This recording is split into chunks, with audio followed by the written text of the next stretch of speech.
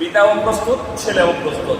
ছেলে যখন জানতে পারলেন যে আমার আব্বাজানকে আল্লাহ তাআলা কুরবানি করতে বলেছেন, তখন ছেলে সঙ্গে সঙ্গে তার আব্বাজানকে বলছেন, আব্বাজান কাল বিলম্ব না করে আমাকে কুরবানি করে ফেলুন।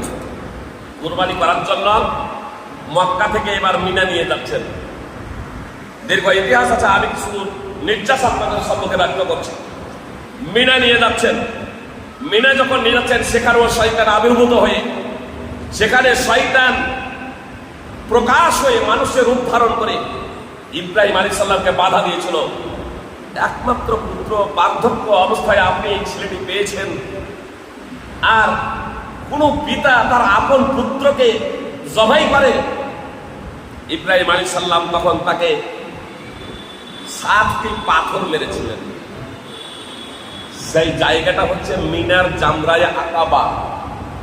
আমাদের